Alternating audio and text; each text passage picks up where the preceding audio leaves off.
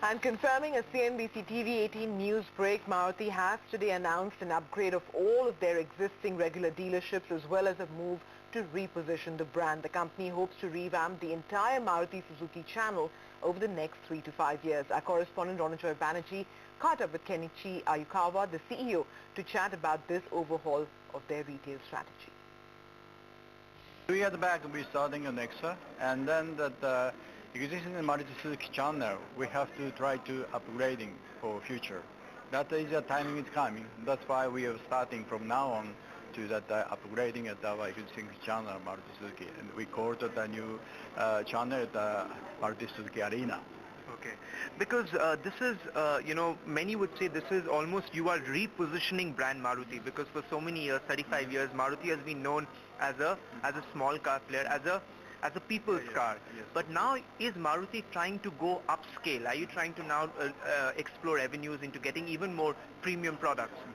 We starting at a new product, but also we are keeping it product for all people. It means that our status not so much changed. We are trying to upgrading some product, but we are keeping it a small car as long as possible. That is our policy and the philosophy of the business.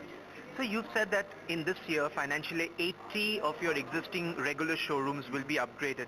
So can you tell me, like, what are the incentives? Why will dealerships be incentivized to sort of take on investments like this, for the upgrade? Because many would say they are still selling well. You've grown over 16% this financial year. But our point is that we are focusing at the point that the customer delight. Customer is expecting something. What is the customer expecting? We have to recognize that. And then we try to arrange our showroom at a very enjoyable place and interesting place. Customer gather and discuss and talk about car, etc. Those kinds of circumstances that we want to establish. That is the purpose of the MarutiSuzuki channel, MarutiSuzuki Arena. We have to encouraging our dealer to change those existing showroom to that arena concept. That could be that we inviting a lot of customers, more customers. That is good for for us and our dealer. So this year, so far, this financial year, till the month of July, you've had a tremendous growth, over 16%. I remember asking you, will you grow over 15%? And you were like, 15% is a big number, but you've grown over 16%. How do you see, sir, the next few months panning out, especially because there is some uncertainty, let's say, with respect to the cess issue? I don't know the cess issue what happened, but right now the next few months this is a good month for automobile industry because festival season starts. We try to keep a good growth rate as long as possible. Sir, because now the government is contemplating imposing another additional cess, I mean, how worried is the industry because of that? But the point is that it is not easy to say what kind of decision has to be made. You said just that the government decided something. We try to study that and then to take some countermeasure, but this moment it is very difficult to some comment on that issue.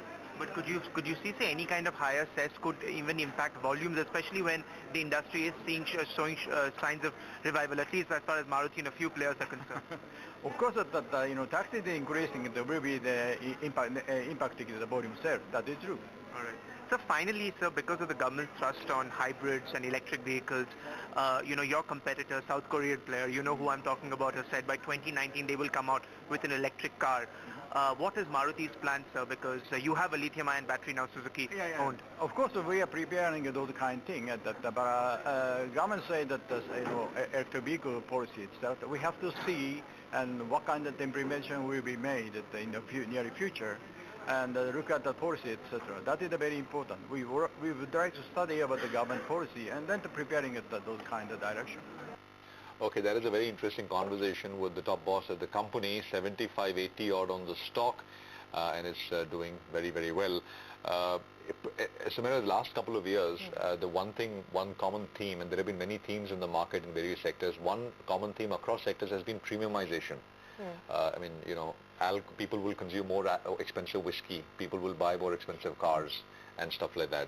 I remember a couple of years back, Maruti essentially was, by a prominent sell-side analyst, in a way, kind of written off, said that they're going to lose this battle of premiumization because it's perceived to be a common man's car. The vehicles are priced lower, etc. And going forward, some of these MNCs who are going to come into the market with better priced products, better quality products will gain. And this is not that far back. This is about 4-5 years back. I mean, at a conference here, right here in Mumbai. But I think Maruti, over the years, and with this move now, has essentially proved everyone wrong.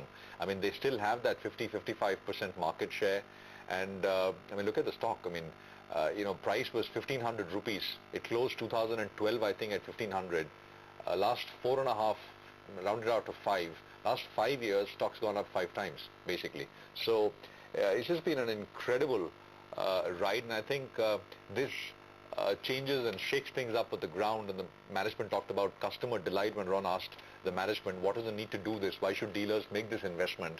So seems like a great strategy, really, in a very tough competitive environment. Yeah, you know, Prashant, just one word actually, you know, Ashpreet is sending us some information.